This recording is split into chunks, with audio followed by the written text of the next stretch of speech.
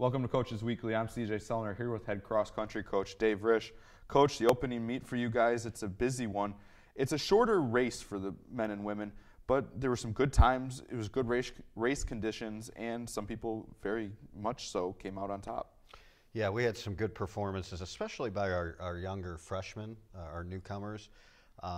It is a shorter race. We only ran 4K for the women and 6K for the men, but that's kind of a good thing for our first race. Normally it's unbelievably hot for this meet, and this week it was actually pretty comfortable. It was really ideal race conditions. So we had good conditions. We've had 2 weeks of good training, and so kind of put that together, and I think overall as a team we ran well. Now we'll start on the women's side. Miriam Kishel started off things hot for you guys. She ran very well, was your top performer of the race, and a lot of people, as you said, performed well, and it's good to see that early for you guys. It is. Miriam is probably our most consistent runner. She's just always there, always running at the right paces, and she's just a good person to have kind of leading the team. Normally Danielle would be up there, but she's rehabbing currently, and we're kind of hoping to have her back in maybe 2 or 3 weeks. But Miriam did an outstanding job in leading, and we had a newcomer, Rachel Smithley, who ran amazingly well. It was actually her first collegiate race, and she ran like an 18:06 maybe, and that was a really good time for her. And kind of looked up, and she was right behind Miriam, and that was a little bit of a surprise for me. Probably not for her, but it was a surprise for me. Now moving over to the men's side, Thomas McNamara starts off on top. He raced very well, 20 minutes, 20:22, I believe what was his time was. And then some other, as you said, it's going to be a repeat thing, I think, a lot this year. Young athletes performing well for you. Yeah, we brought in some really decent talent, and it's paid dividends right away. Thomas, for example, just ran a great race. Normally we really stress on pacing for the first meet.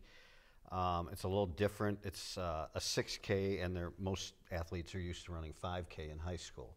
And so that extra K, it's 6.625 of a mile. And so we want to make sure that they're, focusing on pacing and not going out crazy and winding up with a terrible second half of the race. He did it really well. We still looked at his split times and looked at his race strategy, and there's some things he can do to improve. I kind of told him if he would have maybe held back 5 seconds on the first 1,000 meters, probably could have improved his time by 20 seconds overall, because it would have made the third, fourth, and fifth and 6K a lot faster for him. So those are some of the micro things that we look at and try to learn from our first couple of races.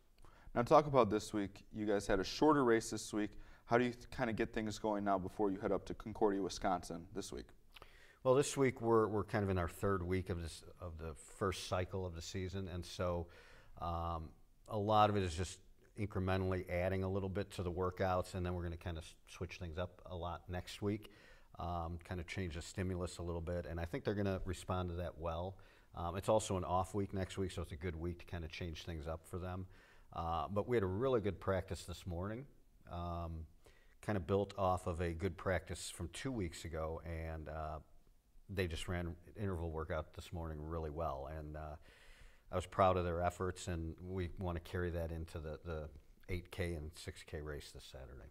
Now, one thing that you mentioned earlier is talking about race strategy, kind of taking 5 seconds off here to add 20 seconds down the road.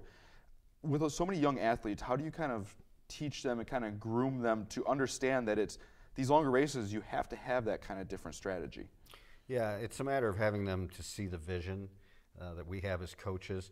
We work a lot with them in practices to get them to see that you don't want your time slowing from interval to interval. You want them speeding up, and that kind of focuses for them to run faster the second half of the race. So there's different workouts we can do, different things we can stress in workouts that can bring about the idea of kind of holding back a little bit at the beginning of the race so that you have more for the second half of the race.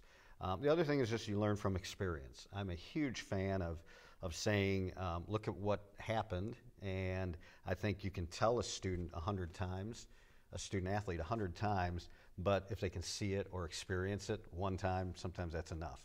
And so going through the experience, reviewing it, we do a lot with setting goals with our athletes and kind of reviewing the races and saying what worked, what didn't work, what did I like, what didn't I like, what could I do differently. And when they look at those things, that's how they learn from their races. Well, good luck this week. Thank you for your time. Thanks, CJ. Cougars head up to Concordia, Wisconsin. They will race this weekend, a little bit longer race this week, so we'll see what kind of times Coach Risch's team will put together this week. For head coach Dave Risch, I'm CJ Sellner. Thank you for watching Coaches Weekly.